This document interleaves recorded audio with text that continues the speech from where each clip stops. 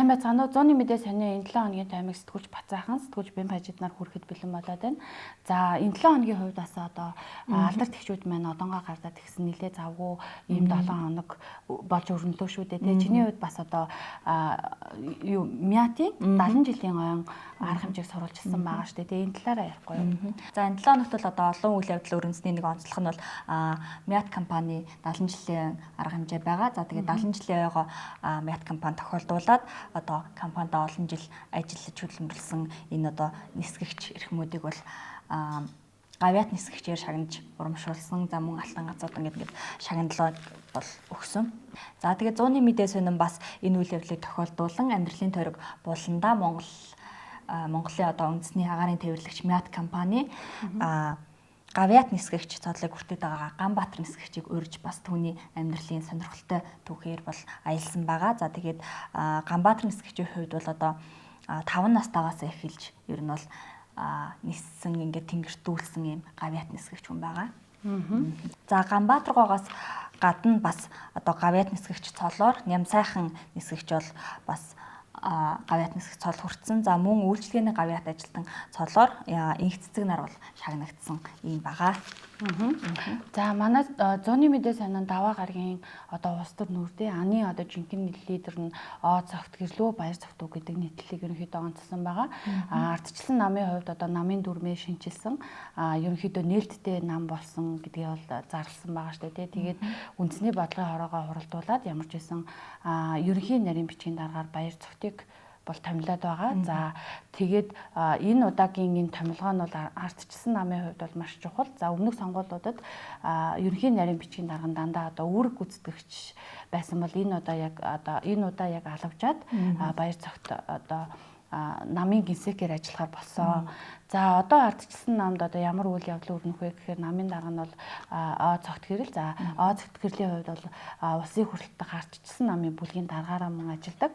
За тэгээд намын дарга, бүлгийн дарга хоёрын одоо албан тушаалыг одоо салгах ёстой гэдэг байр суурийг бол юу яаж байгаа. Одоо тэгээд цогт гэрлийн оронд улсын хурлдах ардчилсан намын бүлгийг хэн удирдах вэ гэдэг сумгаа ерөнхийдөө ардчилсан намд өрнөж байгаа.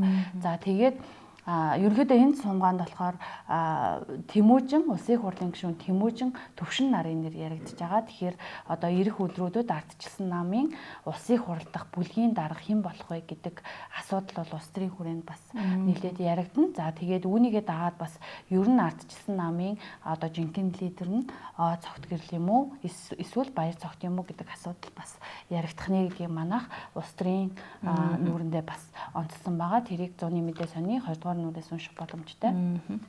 За 100-ны мэдээ сонин Мягмар гарагийн дугаартаа топ 100 булангаа хүргэсэн. Манай одоо энэ удаагийн топ 100 буланд бол Эрдэнэт үйлдвэр, төрийн өмчт үйлдвэрийн газрын дарга Ёндон гурж ярилцсан ярилцлагыг бас манай энэ удаагийн булангаас унших боломжтой.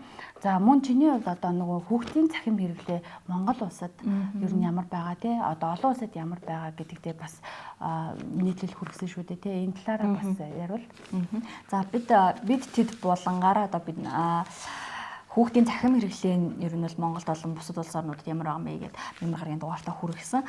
За тэгээд одоо Австрал, Хятад зэрэг улс оронд бол одоо 16 хүртэлх одоо насны хүүхдийн цахим хэрэглээг хориглосон, хязгаарлалсан. За ингээд нөгөө нэг боловсролын одоо аппликейшнуудыг ч юм уу ерөнхийдөө ашиглах юм боломжтой. За бусдыг нь ерөнхийдөө хязгаарлалсан эцэг эхийн хяналтад байдаг. За тэдгээр аппликейшнуудыг одоо цахим хэрэглээг ер нь бол ашигласан тохиолдолд одоо тухайн компанид нь хариуцлага хүлээлгдэг ч юм уу ийм одоо тусдаа бүр юм зохицуулалт хуулиар ингээд зохицуулсан байт юм байлээ.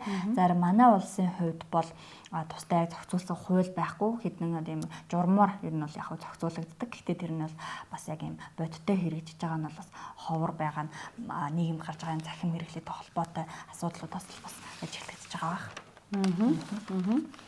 За мөн одоо манай Мягмар гарагийн дугаарт дэлхийн адууны өдрийг хүүд олон хуудагт тэмдэглэн гэдэг асуудлыг ярьсан байгаа. Ерөнхийдөө манай улсын хувьд нэгдсэн үндэсний байгууллага санаачлаг гаргаад дэлхийн адууны өдрийг тэмдэглэн өнгөрүүлэх тийм санаачлаг гаргаад нэгдсэн үндэсний байгууллага тэрийг нь дэмжсэн. Тэгээ энэ бол одоо энэ удаагийн дэлхийн адууны өдрийг ерөнхийлөгч хөрс сүхийн ивэлдор одоо хөрс сүхийн санаачлагаар Монгол улс зохион байгуулах гэж байгаа. За тэгээд энэ 7 хоногт бол дэлхийн адууны өдрийг тэмдэглэх ажлын хэсгийн хуралдаан ерөнхийдөө болсон. За адууны өдрийг одоо тэмдэглэх ажлын хэсгийн ахлагчаар нь болохоор онцгой байдлын асуудал хариулсан Шадар сайд Номтой Баяр ерөнхийдөө ажиллаж байгаа. За тэгээд ер нь бол ажлын хэсэг тодорхой одоо үүрэг даалгаврууд аваад 7 дугаар сарын 11-ээс 13-нд болох дэлхийн адууны өдрийг одоо ямар байдалтай зохион байгуулах вэ? Манай улс одоо энэ одоо адууны өдөрт ямар одоо санаачлагыг илүү дэвшүүлэх гэдэг асуудлуудыг нэлээд ярьсан ийм ажлын хэсгийн хурал басан байгаа. За 100-ны мэдээ сонин энэ 7 хоногийн 5 гарагт бас ээлжит нийтийн эрх ашигын төлөөх бүтээлээ нийтэлсэн. За энэ удаад бол бид нэр тэр боммод үндэсний хөдөлгөөнийг дэмжиж одоо 2025 оноос эхлэн чимээгүй хотод борооны цэцэрлэгт байгуулъя гэд 3 цуврал нийтлэл хүргэсэн. За тэдгээрийнхээ одоо нэг хэсэг бодлого оршуулгын газрыг ойжуулъя гэх нийтлэлээ бол хүргэсэн байгаа. За тэгээд одоо дэлхийн жишгийг дагаж хөгжиж гэвэл одоо энэ оршуулгын газрыг ойжуулах шаардлагатай гэж л одоо үзсэн. За тэгээд цувраг буян гэдэг компани бол одоо оршуулгын газрыг л ойжуулж ингээд эхэлсэн ийм бас үр дүнтэй байна. Тэгээд ер нь бол хайлаас модоор эхэлжлээ ер нь ойжуулж байгаа гэдэг бас сурвалжлагата манай сэтгүүлд онцлсан байна. За энэ 7 хоногт мөн одоо хотын даргаыг аль биесээр томилж одоо тамга тэмдгийг нь гардуулсан тийм 7 хоног боллоо тий. За Мягмар гаригийн өглөө одоо нийслэлийн Монгол Ардын нам хуралдаж хотын дарагт Пүрэв давгийн нэрийг дэвшүүлсэн. За түүний дараа нийтгийн Монгол Ардын намын бүлэг хуралдаж дэмжиж за тэгээд нийслэлийн иргэдийн төлөөлөгчдийн хурлын ээлжид бас 12 дугаар хуралдааныг зарлан хуралдуулж Пүрэв давгийг одоо Улаанбаатар хотын 37 дахь хотын даргаар томилох шийдвэрийг гаргасан. За нийслэлийн иргэдийн хурлын төлөөлөгчдийн 92.3% саналыг ерөнхийдөө Пүрэв давг авч хотын дарга болсон. За үүний дараа мөн одоо ерөнхий сайд Пүрэв давгийг батламжилж за тамга тэмдгийг нь гардуулсан тийм үйл явдал болсон байгаа. За Пүрэв давгийн хувьд ерөнхийдөө маш тодорхой хариултуудыг өгч ирсэн. Тэ мега төслүүд дээр ерөнхийдөө бас олон талын оролцоог ханган за иргэдийгсээ бас асууж тэгээ иргэдийн оролцоотой хот байх тийм зарчмыг баримталж ажиллана гэсэн. За 100-ны мэдээ сонин Пүрэв гарагийн дугаартаа за Улаанбаатар хот дахь хятадын соёлын төвийг хэрэгжүүлж буй за хятадын үйл хэрэг цуврал одоо энэ сарын 26-ны өдөр мөнх оршихуун нууц гэдэг сэдвэр үргэлжилсэн. За тэгээ энэхүү лекцийг бол Монгол Улсын 3 дахь ерөнхийлөгч Инх Баяр одоо тус төвийн урилгаар бол хэлэлцүүлсэн байгаа. За тэгээд энэхүү лекцийг бол бүрийн эрхээр 100-ны мэдээ сонин бас Пүрэв гарагийн дугаартаа хүргэсэн байгаа. За жил болгоны 5 дахь сарын 29-нд одоо инхийг сахиулагчдын өдөр тохиодог. За энэ өдрийг тохиолдуулаад бид түүхийн ухааны доктор судлаач болтоос ярилцлага авсан байгаа. За тэрээр бол одоо бас ингээд Монгол хүн одоо инхийг сахиулах үйл ажиллагаанд оролцох тэр эхлэлийг одоо тавьсан хүмүүсийн нэг байгаа. За болдгоо хувьд одоо манай улс тий аюулгүй байдлаа улс төр дипломатийн аргаар хамгаалах ерөнхийдөө бодлого олон улсын түвшинд ингэж баримталж ажилладаг. Энэ хүрээнд инхийг сахиулах ажиллагаанд цэргүүдээ оролцуулж эхэлсэн. Гэхдээ одоо энэ зорилго нь сүүлийн үед юусоо ингэж дурддахгүй байгаагаас инхийг сахиулах ажиллагааны одоо гол агуулга нь бүдгэрч байна шүү гэдгийг ерөнхийдөө цэргийнхэнд ерөнхийдөө юу яасан байгаа. Одоо бүдгэрч байна шүү гэдэг асуудлыг ярьсан байгаа. За тэгээд ер нь инхийг сахиулах ажиллагаа бол нэгдсэн үндэсний байгууллагын дэмжлэгээр явдаг шүү дээ. Тэгээд нэгдсэн үндэсний байгууллагын хувьд инхийг дэмжих ажиллагааны зардлаа нэлээд тансан. Одоо нэгдсэн үндэсний байгууллагад хандивлагч орнууд одоо санхүүгийн бас одоо хориг тавьснаас болоод инхийг сахиулагчдын тоо бол маш багасж байгаа. За тэгээд 75 мянган одоо инхийг сахиулагчтай байсан бол нүүб тэрийгээ 45 болгож ерөнхийдөө багасгасан. Одоо энэ цаашдаа ч юу багасгах бодлого барина гэдгийг болдгоон одоо ярилцлагаас унших боломжтой. За мөн одоо манай бас нэг одоо хүндрэн чухал асуудал нь манай улс одоо 6-аас 7 төрийн цэргийн байгууллагуудтай. За тагнуулын ерөнхий газар, онцгой байдлын ерөнхий газар, хил хамгаалах ерөнхий газар тий. За тэгээд зэвсэг түвчин ингээд 6-аас 7 төрийн цэргийн байгууллагуудтай. Энэ төрийн цэргийн байгууллагууд маань ерөөсөө нэгдэж ажиллаж чадахгүй байна. За тэгээд тийм учраас ерөөсөө нэгдсэн юм бодлого энэ одоо салбарт хэрэгжүүлэх юм боломжгүй байна. Тэгэхээр энэ салбарууд маань нэгдэж ажиллаад ерөнхийдөө нэгдмэл удирдлагаар ингээд энэ салбаруудыг хангах чухал байна гэдэг асуудлыг ярьсан. Тэгээд энэ салбарууд маань бүгдээрээ одоо цэргийн дэгч аягаар ажилладаг тий цэрэг хувцас өмсдөг цэргийн цол авдаг ийм байгууллагууд байгаа. Тэгэхээр энэ байгууллагуудын нэгдмэл байдал чухал байна гэдгийг бол ярилцлагатаа онцолсон.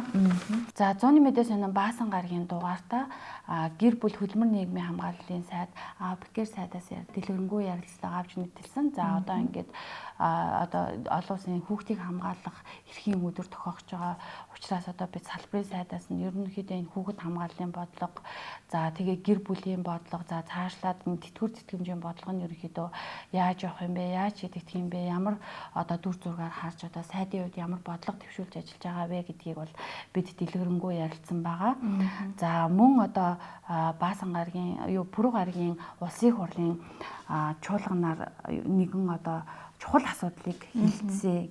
Энэ нь болохоор одоо Оросын улбаны улс болон Монгол Улсын засгийн газар хоорондын хилцээрийн асуудлыг хэлсэн байгаа. Тэгээд энэ хилцээрээр болохоор манай улс одоо онгоцны түлш шатхуун авах одоо импортлох юм ямар нэгэн хоригт орохгүйгээр одоо энэ хилцээрийг баталснаар хоригт орохгүйгээр одоо онгоцны түлш шатхууны асуудлаа шийдэх боломжтой юм бэлээ. Тэгээд ерөнхийдөө Оросын улбаны улсын ерөнхийлөгч Путин 2024 оны 9-р сард манай улсад айлчлахдаа энэ хилцээрийн одоо эхний одоо эхний одоо тэр санамж гişгүүдэд гарын хэсэг зурж баталгаажуулсан одоо хилцээр за тэгээд хууль эрх зүйн тийм одоо орчин бүрдүүлэх тий хууль эрх зүйн орчныг бүрдүүлэх тийм асуудлыг бол парламент хилцээд ерөөхдөө эхэлсэн байлээ. За 100-ны мэдээс мөн одоо Баасан гарагийн дугаартаа хүний эрхийн үндэсний комиссийн гишүүн Дондовтоос ихээс ярилцлага хүргэсэн. За хүний эрхийн үндэсний комиссийн 25 дахь илтгэлд хүний эрх хамгаалагчийн одоо эрх зүйн байдлын тухай бас судалгааг хийсэн. За энэ талаараа бас Дондов гишүүн дэлгэрэнгүй ярилцлагыг бас хүргэж хүний эрх хамгаалагч гэж хэнийг хэлэх үү, тэдгээр эрхийг бас хэрхэн хамгаалах уу, яаж зөрчиж байгаа гэд чухал асуудлуудыг ярьсан байгаа. Тэгээд энэ тухай манай сонины Баасан гарагийн дугаараас унших боломжтой. За 100-ны мэдээ сонины 7 хоногийн таймыг хүргэлээ. Эх 7 хоногийн таймаараа эргүүлцээ. 100 түүчэлэх 100-ны мэдээ сонин цаасан хэвлэл болон цахим хэлбэрээр уншигч танд хүрч байна. Иргэдээ өмөрч өвчин. Үндэсний өдөр тутмын сонин 100-ны мэдээ.